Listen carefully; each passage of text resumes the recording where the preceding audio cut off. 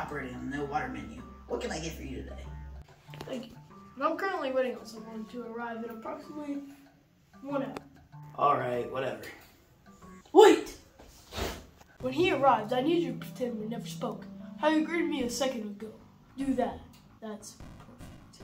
He'll be the only customer besides me who will arrive tonight. He will arrive with a dramatic entrance, trying to figure out what's going on outside. How do you know all this? Oh, where are my men?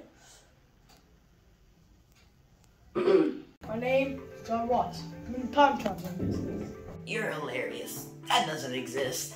Well, it doesn't now, but it will exist in a few centuries. Whoa, that's crazy. I'm waiting for this kid to get here so he can save Ohio. It's like my 4th run trying to get this to work.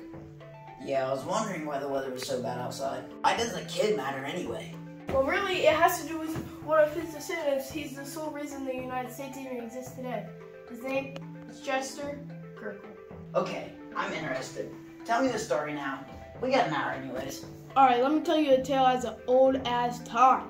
They call it the debate of the colonies.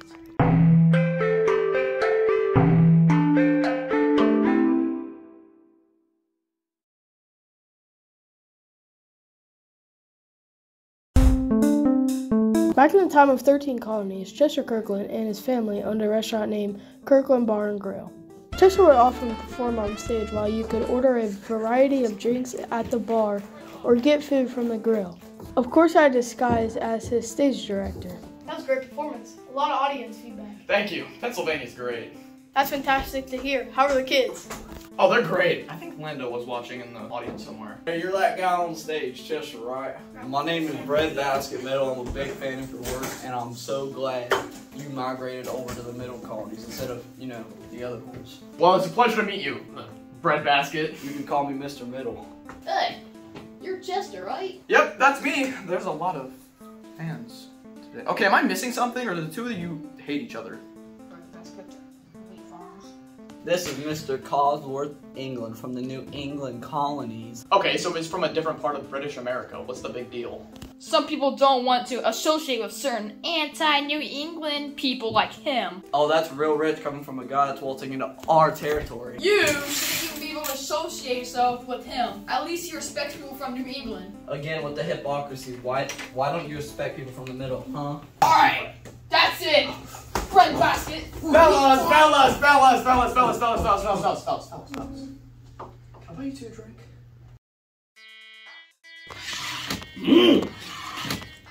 Oh, yeah. I hope you two enjoyed this fine grape juice, specially crafted by my special bartenders here. It's grape juice.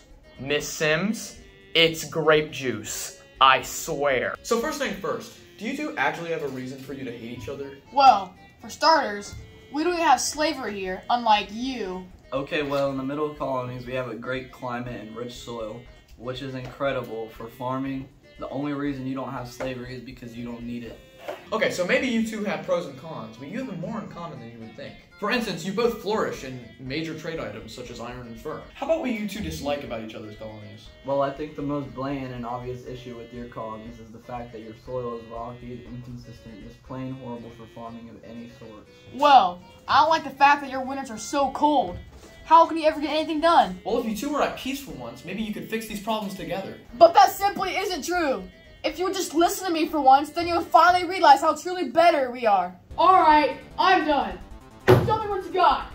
Alright, let's settle this like real men. Stop. This whole thing could have been entirely avoided. If there weren't people like you two who were always against each other, we would be united. Everything would be so much better. The issues with both of your reasons would be resolved, and everything would be improved. Yeah, maybe you're right. This whole fight's pretty pointless. You know, Cosworth, maybe you're not that bad after all. Peace treaty. Peace treaty. Alright guys, now that we finally have this settled, we can go back to our families and call it a day. Chester! Speak of the devil. Linda has to be at lacrosse practice in 5 minutes. Shoot! Go. Yeah. Hey, I hope you guys learned something. I hope you are at peace now. Okay, bye. So the two colonial regions finally came to peace. Instead of being against each other, they worked together to become united.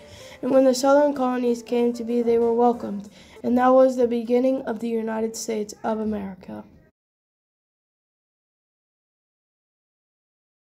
Listen, I don't know what's going on, but Ohio's gone mad. There's tornadoes, hurricanes, tsunamis in Ohio. I don't know what to do. I've been looking for people for the past hour. There's nothing. You said it was only open, right? Like a restaurant? Something?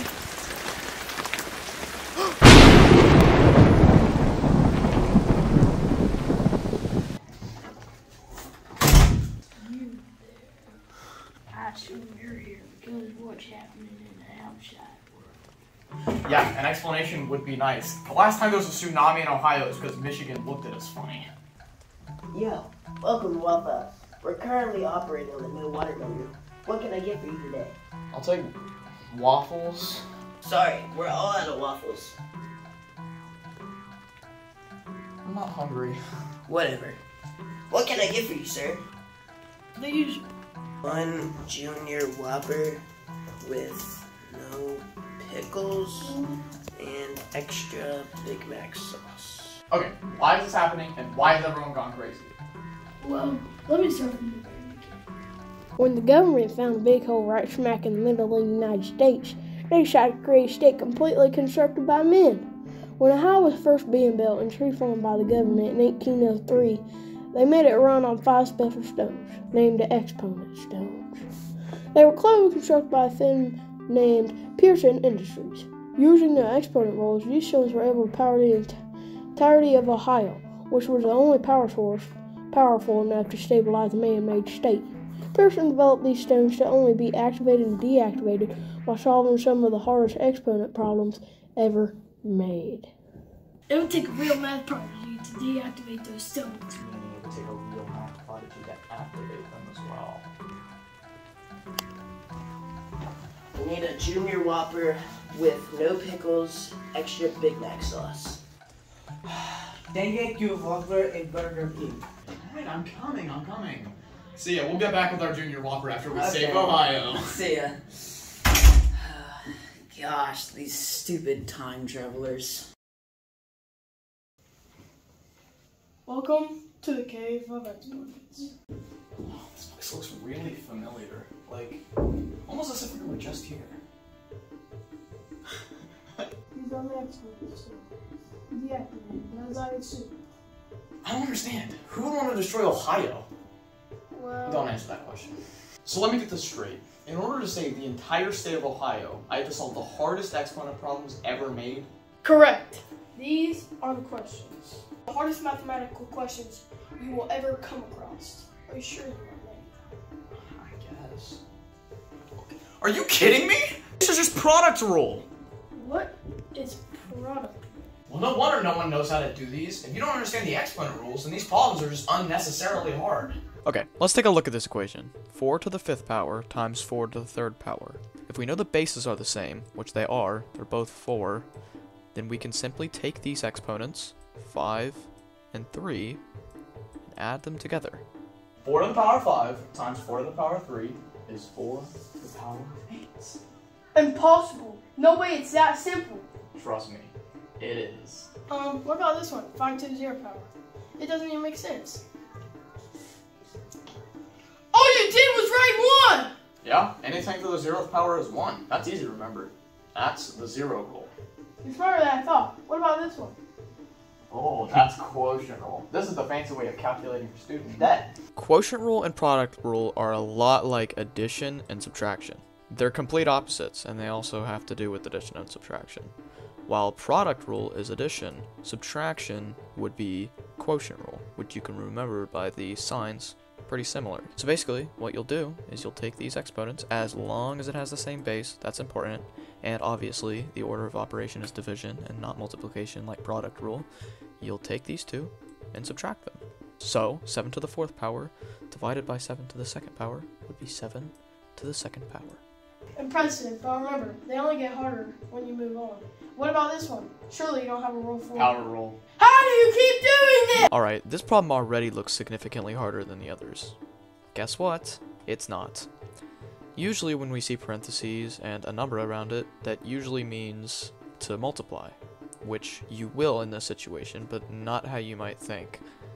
Usually you would be used to a number like this and a whole number on the outside. Instead, we have an exponent. Again, it's easier than it sounds. If you have something like this, then all you have to do is take these two and times them by each other. So we've covered addition, subtraction, and now we have multiplication. So 5 times 3 would be 15, meaning that the answer is 2 to the 15th power. That leaves one more stone. Some say that it is impossible because it simply has a lack of equations. Negative exponents. No. Bad. We don't want those. The way to convert this into a positive exponent is by taking the number and flipping it onto the other side of the fraction bar. And I know what you're thinking. Oh, there's not a fraction bar under here. Actually, there is. You just can't see it. Boom. Every number that's a whole number has one of these below them, but we're not going to write that out. That's just pointless. So you'd flip it. But let's say the negative exponent was already on the bottom, then you would just flip it back over. Boom. Simple. Found all the equations. Now you press that button to see if you are right. If you were, Ohio will be safe. Okay.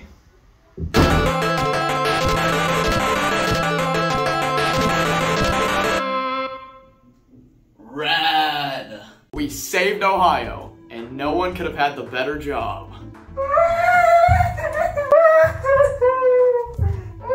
Tyler, what are you doing here? I'm the one who deactivated the exponent stones. Ever since I moved here from Idaho, I've been getting bullied non-stop. You're from Idaho? So kids, that's why you know your exponent rules. Maybe you'll save your say someday.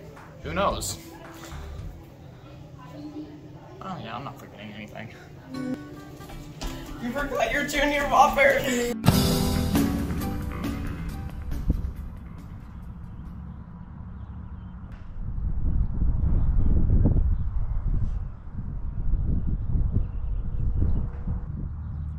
You know, how far away is the moon? I don't know. Hello?